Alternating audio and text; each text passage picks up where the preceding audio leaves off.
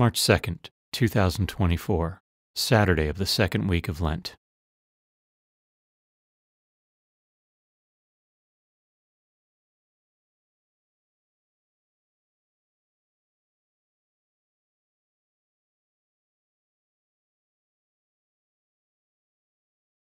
A reading from the book of the prophet Micah. Shepherd your people with your staff, the flock of your inheritance that dwells apart in a woodland in the midst of Carmel. Let them feed in Bashan and Gilead as in the days of old. As in the days when you came from the land of Egypt, show us wonderful signs. Who is there like you? The God who removes guilt and pardons sin for the remnant of his inheritance, who does not persist in anger forever, but delights rather in clemency, and will again have compassion on us, treading underfoot our guilt. You will cast into the depths of the sea all our sins. You will show faithfulness to Jacob and grace to Abraham, as you have sworn to our fathers from days of old. The word of the Lord. The response is, "The Lord is kind and merciful." Bless the Lord, O my soul, and all my being, bless his holy name. Bless the Lord, O my soul, and forget not all his benefits. The Lord is kind and merciful. He pardons all your iniquities. He heals all your ills. He redeems your life from destruction. He crowns you with kindness and compassion. The Lord is kind and merciful. He will not always chide, nor does he keep his wrath forever. Not according to our sins does he deal with us, nor does he requite us according to our crimes. The Lord is kind and merciful. For as the heavens are high above the earth, so surpassing is his kindness toward those who fear him. As far as the east is from the west, so far has he put our transgressions from us. The Lord is kind and merciful.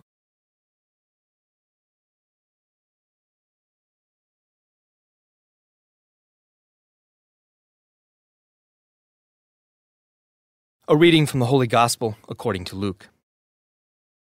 Tax collectors and sinners were all drawing near to listen to Jesus, but the Pharisees and scribes began to complain, saying, "This man welcomes sinners and eats with them." So to them Jesus addressed this parable. A man had 2 sons, and the younger son said to his father, "Father, give me the share of your estate that should come to me." So the father divided the property between them. After a few days, the younger son collected all his belongings and set off to a distant country, where he squandered his inheritance on a life of dissipation. When he had freely spent everything, a severe famine struck that country, and he found himself in dire need. So he hired himself out to one of the local citizens, who sent him to his farm to tend the swine. And he longed to eat his fill of the pods on which the swine fed, but nobody gave him any. Coming to his senses, he thought, "How many of my father's hired workers have more than enough food to eat, but here am I, dying from hunger. I shall get up and go to my father, and I shall say to him, 'Father, I have sinned against heaven and against you. I no longer deserve to be called your son. Treat me as you would treat one of your hired workers.' So he got up and went back to his father. While he was still a long way off, his father caught sight of him and was filled with compassion. He ran to his son, embraced him, and kissed him. His son said to him, 'Father, I have sinned against heaven and against you. I no longer deserve to be called your son.' But his father ordered his servants, 'Quickly, bring the finest robe and put it on him. Put a ring on his finger and sandals on his feet. Take the fattened calf. Then let us celebrate with a feast, because this son of mine was dead and has come to life again. He was lost and has been found.' Then the celebration began. Now the older son had been out in the field, and, on his way back, as he neared the house, he heard the sound of music and dancing. He called one of the servants and asked what this might mean. The servant said to him, "Your brother has returned, and your father has slaughtered the fattened calf, because he has him back safe and sound." He became angry, and when he refused to enter the house, his father came out and pleaded with him. He said to his father in reply, "Look, all these years I served you, and not once did I disobey your orders.